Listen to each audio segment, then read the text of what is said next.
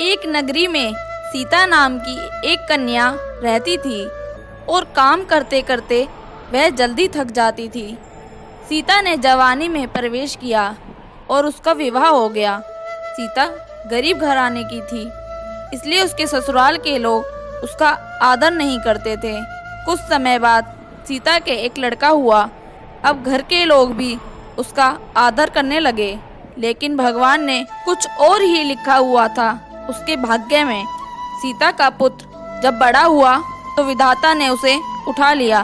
सीता ने सोचा, पुत्र जन्म से पहले मेरा इस आदर होता था, पुत्र जन्म के बाद लोग मेरा आदर करने लगे, लेकिन अब ये लोग मेरे पुत्र को न जाने कहाँ छोड़ देंगे। सीता अपने मित्र पुत्र को गोद में ले उसके लिए घर घर दवा मांगती फिरने लगी। लोग ताली बजाकर हंसने लगे और कहते, पगली, मरे हुए की भी दवा होती है भला।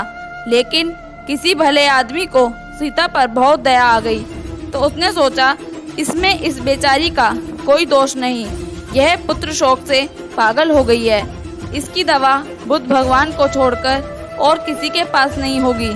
सीता अपने पुत्र को गोद में ले जहाँ बुद्ध पालती मारे बैठे थे वहाँ पहुँची और अभिवादक करके बोली, महाराज, मेरे पुत्र को दवा दीजिए। बुद्ध ने कहा, तूने अच्छा किया जो यहाँ आ गई। देख, तू नगर में से जिस घर में किसी की मौत न हुई हो वहाँ से सरसों के दाने मांग ला, फिर मैं तुझे दवा दूंगा। भगवान की बात सुनकर सीता बहुत खुश हुई और सरसों के दाने लेने के लिए चल दी। पहले घर में जाकर उसने निवेदन किया, देखिए, बुद्ध भगवान ने मुझे आप लोगों के घर में सरसों मांग कर लाने को कहा है, आप लोग सरसों के दाने देने की कृपा करें। सीता की ये बात सुनकर एक आदमी झट से घर में से सरसों के दाने ले आया और सीता को देने लगा।